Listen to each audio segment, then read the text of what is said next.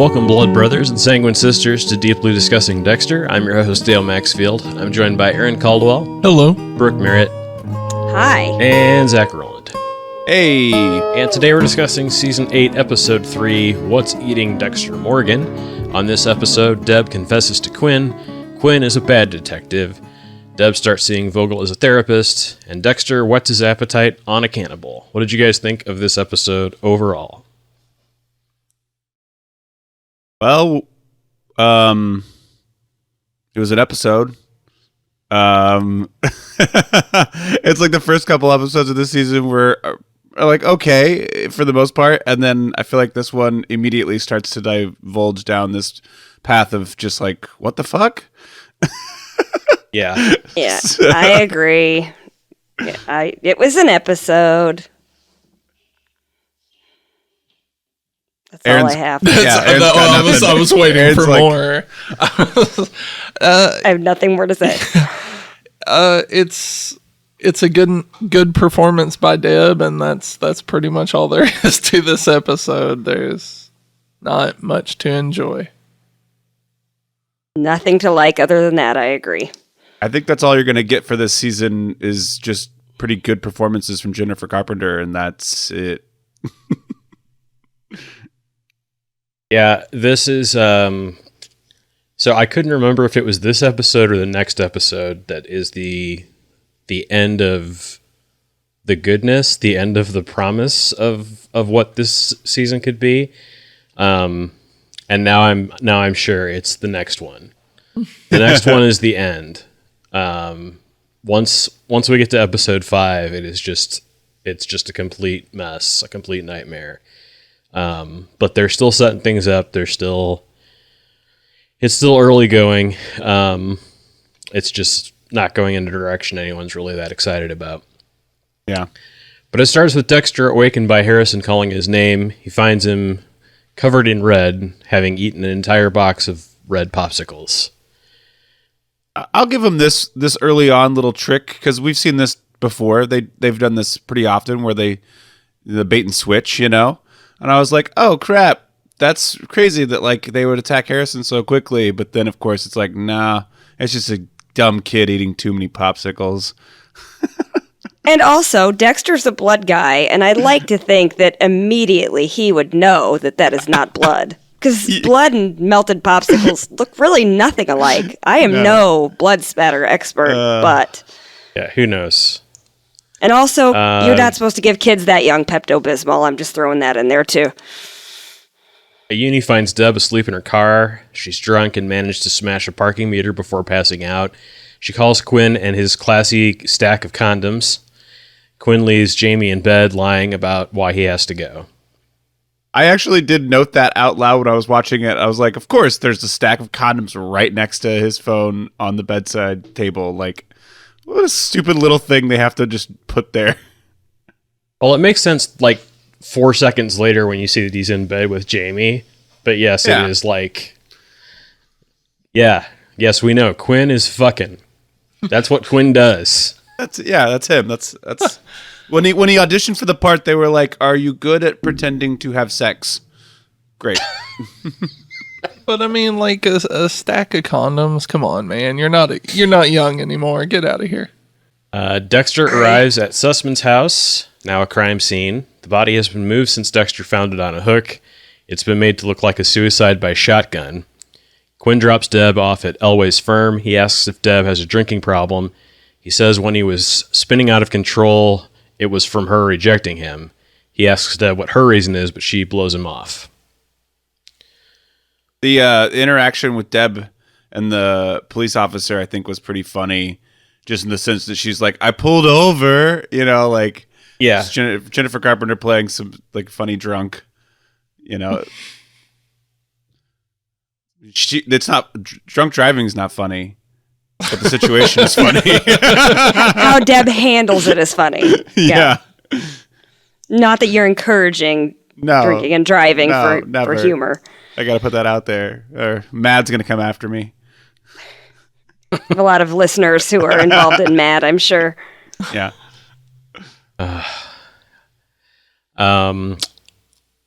Vogel gets a text to look outside. She finds boxes marked his and hers.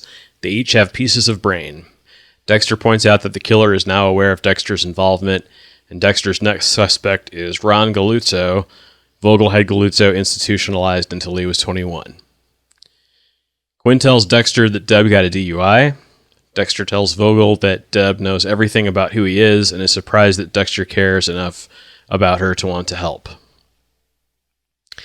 Elway gives Deb a hangover cure. Dexter shows up at the office. Deb agrees to dinner, and Dexter leaves.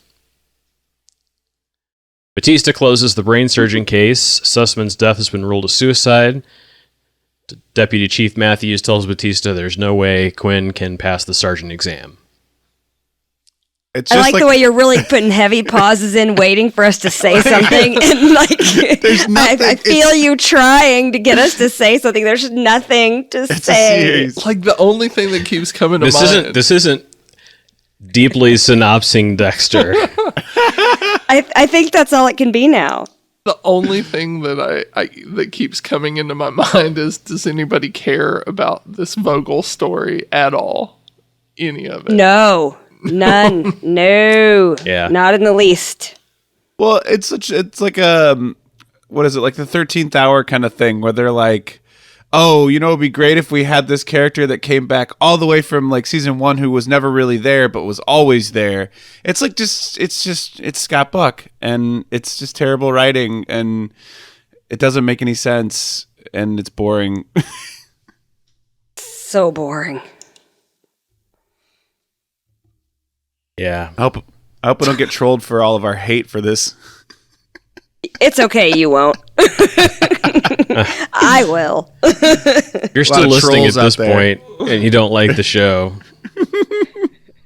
It's not our fault anymore, man. Dexter tracks down Ron Galuzzo selling workout gear at the mall. Dexter waves Vogel's book around, but Galuzzo pretends not to know who she is.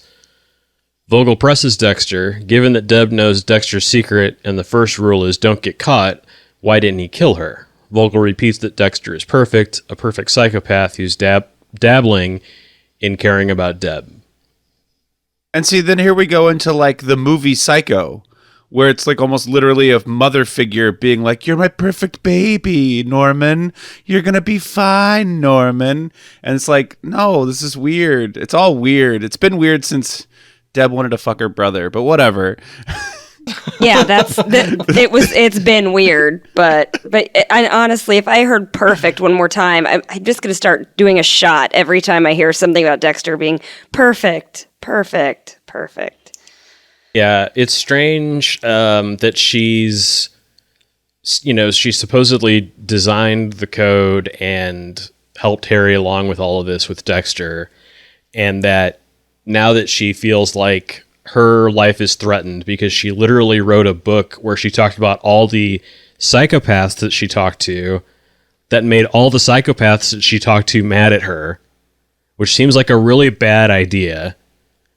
Now she needs the psychopath that she trained to be her protector from all of this stuff, and that's why she needs Dexter to do this.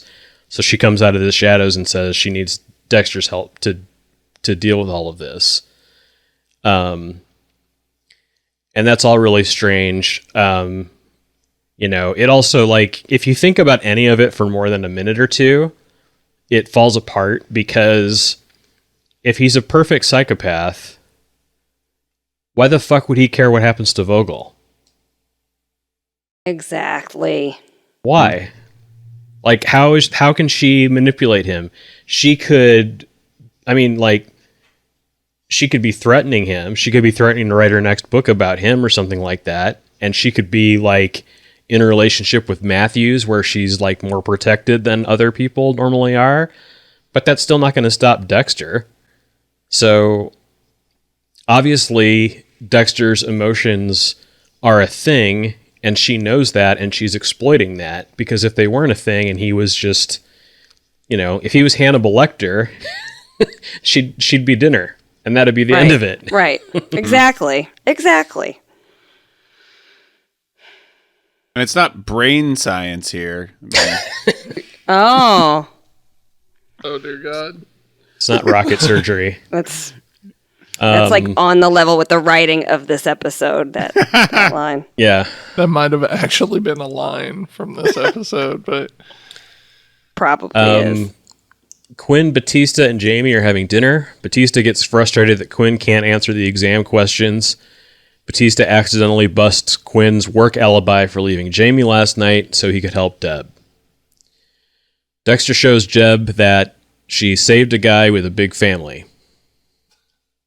That's a scene. Yeah. I mean, Hey, you see that guy over there? Because Deb didn't realize that as a police officer, she saved people.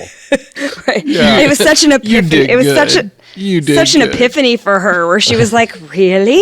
Particularly that night that she like turned into Rambo for 5 seconds and just like wiped everyone out while Quinn was just standing around. I also love how the video that they show, or he shows her, is like highly edited. Like there's cuts in it. So it's Yeah. not even like it was actually filmed on someone's phone and taken off of YouTube or whatever. It's like there's an edited copy out there where this guy specifically is in a frame of the shot of the thing that happened. Dexter hired that guy, and they went and shot those scenes on his phone to splice in there and make it look like she saved him. Dexter Yeah. cares. Dexter goes all out for this. He's not just going to use some terrible recording. He's gonna have production quality. Not the show, but I really the guy wanted this in to the be in show. 4K, but this is as good as I have. So How does he have any money left after what he pays Jamie? the source of Dexter's money has never been revealed. Independently wealthy. I don't know. Maybe he's been stealing all along from his victims, and that's just this backstory they never delved into. Yeah, he's got the Tooth Fairy's I don't pension know. money coming in still. Oh yeah, that's probably it. Cashing those Social Security checks. Yep.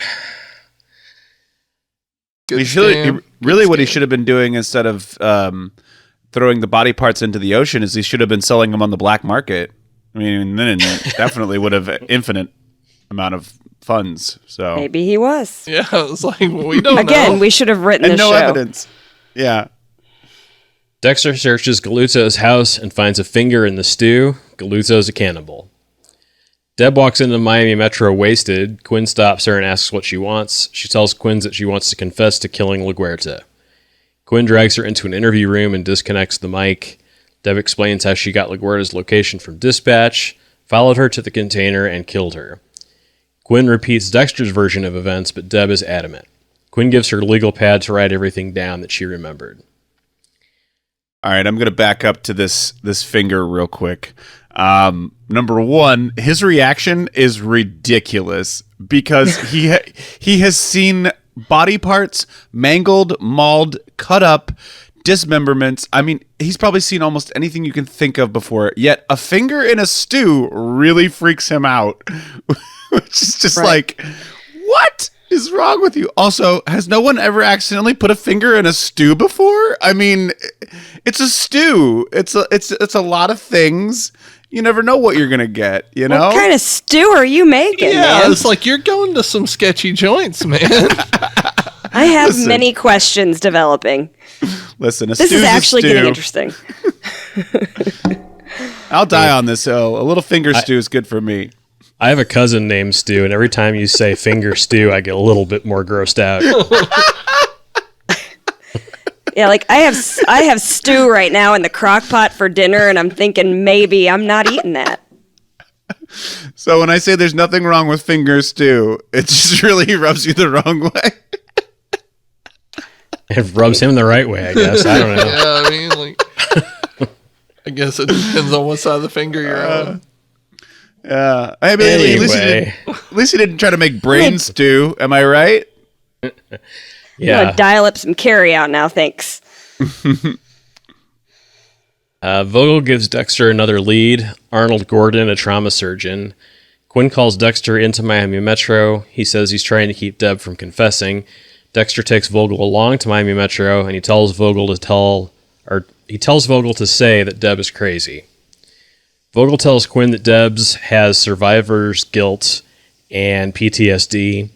Deb goes ham, and Dexter M99s her. Vogel says that was interesting.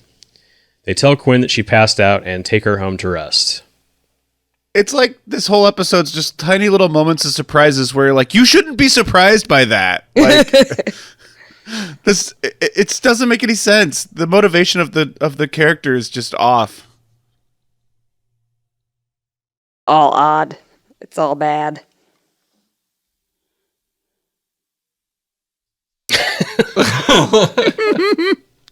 Those pauses, we gotta have those pauses in there just in case. I'm trying to think of something to say. There's nothing That to was say. interesting. Yeah, no shit, Sherlock. Also, I think it's funny that she's like or Dexter's like she's a psychologist, so whatever she says has got to be true, right? Like, because all psychologists have never bullshitted anybody before. They know exactly what they're talking about. Well, and definitely not Dexter, who already killed one for basically being that kind of therapist. It would have been more interesting if this was that therapist instead of Vogel. But I love that Dexter M99's dead, because that's how all arguments should end. Just like, I'm done with this. Jesus. Quiet time. Shh, sleep now. This is over. Good way to win every argument. I need to look into that. About the M99, my kitten. Not the kitten. I ain't kidding around. Also we've better gone than there. anything in this Okay. episode. Dexter and Vogel take Deb back to Deb's house. Vogel says she can help Deb, so Dexter handcuffs Deb to the couch and gives Vogel the key. Dexter has Galuzzo the cannibal on his table. He talks about how Dexter, consumes everyone he loves, and then he kills Galuzzo. End of episode. Thank God. Man, we had a lot to talk about with that one. We really dissected just that one of those episode. things. There's so much not happening that we that we care about at all, and it's given us nothing to latch on to. Almost 20 minutes worth of discussion on that episode. So Yeah. It's because like Galuzzo's like the new Freebo. Like there's just nothing. There's no real reason to have him in here. Nope, that was a stretch. Yeah, no. yeah, Big stretch. don't force it, I just wanted to say Freebo. Damn it. This was directed by Ernest Dickerson, who directed 9 episodes between seasons 3 and 8, and written by Lauren Gussis, who wrote 12 episodes spanning all 8 seasons. This is her final episode of the series. What a whimper. Yeah. Yeah, way I to think go she's out. She got clearly. Yeah, she's done. Like, if this is her final one, she was definitely just like, fuck this job. I'm so fed up with all of this. Because, even though she wrote it, doesn't necessarily mean it was her story. It's probably Scott Buck's story or whoever, he's showrunner. So he's probably making sure that whatever he wants happens. And then their job is to just put it into the format, Yeah, they seem to write the seasons in 3 episode chunks in kind of a 3-act structure. So it's like, or I guess it'd be 4 episodes. So, 4, 8, and 12 are kind of connected and together. And so, yeah, for an episode 3, we're just sort of like, they're just heightening the stakes and putting people into the right place for the real story to start happening. And like, really the biggest scene in this episode is Deb getting wasted enough to actually walk into Miami Metro and say she killed LaGuerta. And that scene is when it's her and Quinn, there's just like no tension at all. Like Quinn just like, there's no chance he's going to believe her anything. And then when they show up with Vogel and Dexter M99's him, like literally Vogel saying that was interesting is the most the most like non-pat version of that scene that you can imagine. It would have been more interesting had she tried to confess to somebody like Matthews or somebody like Detective Black Lady. Yeah, but it has to be somebody that for the rest of the story to work out, it has to be somebody that isn't going to push it, isn't going to become the new LaGuerta, like looking for, looking for the real Bay Harbor Butcher and all of this other stuff that she knows. Yeah. I'm not opposed to Deb confessing. I think that's an interesting way to go. But No, I think they just didn't make it interesting at all. No, but it didn't. could have been so much better. Yeah, if it had been later in the season and she did confess, and like you guys are saying, to someone who actually mattered or took it seriously, then the stakes are even higher because now Deb's incarcerated or whatever, and Dexter can't work anymore. Like then we're back to sort of like this Bay Harbor Butcher season where he's like really against the ropes and trying to figure out what to do and how to like, get away with it all. But he's lost everything. I don't know. You know what I mean? Like it could have been something, but it was nothing. Yeah. Well, and if they'd gotten someone to believe her and, arrest her for killing LaGuerta, even if they didn't necessarily believe her, they just like were sort of, what do you call it? Just like letting her have her way kind of thing, just appeasing her for what she was saying. Then you've still got Vogel there to explain it away as, she has survivor's guilt and she didn't really do this. But I almost wonder, like, I don't know. I don't know if it would have been better or not, but like if she had gone to Quinn first before going to Miami Metro and she had basically, like if she confessed in front of Quinn and maybe Jamie too, where there could have been like seeds of doubt planted where like Quinn just wouldn't believe it, but Jamie maybe has like a little bit of like, Deb wouldn't lie about something like that. And where's that coming from? And then there's something going on in their relationship where, Quinn thinks one thing and Jamie thinks another thing. And then Deb goes to Miami Metro and they, shut her down and stop her.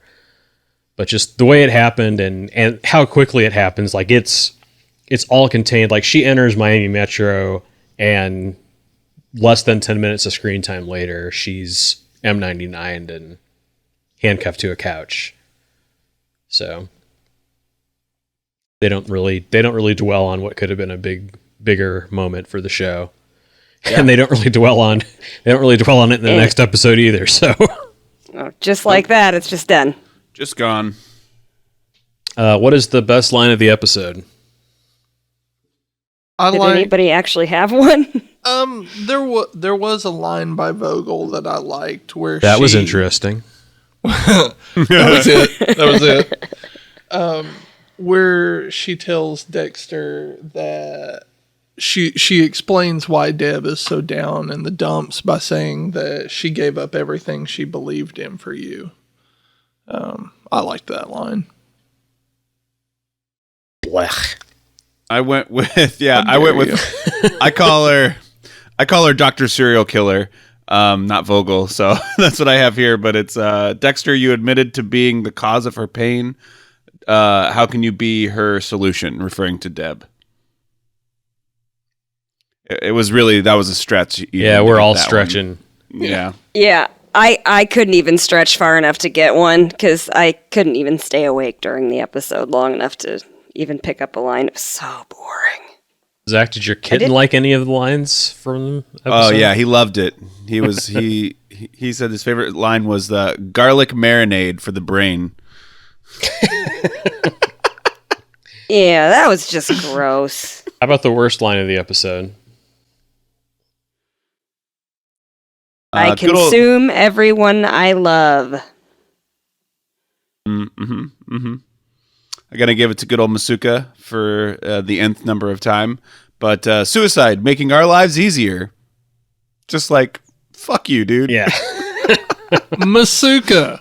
Suicide makes our life so much easier. That's what I had too. Yeah. Like, what an asshole. What a shit cop. Or he's not even a cop. He's a forensic pathologist or whatever. He's a fucking rock star. I didn't even remember him being in this episode. Oh, there you go. That's how deeply ingrained in it I was, or involved. You're living life wrong, bro. Well, then it's like... I am. you'll find out next episode, obviously, but like it doesn't get any better. It's like the pinnacle shit, Masuka. How about the performance of the episode? Zach's cat. Yes. My cat. Yeah, I'm gonna go with Deb. I mean, Jennifer Carpenter just laying it down. Also, a lot of drunkie in this one, which is not easy to do well. So good for her. And also, she has the wavy hair in this episode, which is how you can tell Deb's having a breakdown. I will say that I really love her performances in these later seasons because I really feel like her divorce with Michael C. Hall was fuel for the fire. And so, like, you could see the hate in her eyes every time she has to talk to him. And I'm just like, yeah, fuck that guy. I think you're reading some stuff into it there. No, I see it every day. No, that's what I mean. You're trying to make yourself feel better. I think you see it. Every day. Uh-huh. All right, well, that'll do it for this episode. Thanks for helping, guys, if that's what you did. And we'll see you on the next Deeply Discussing Dexter.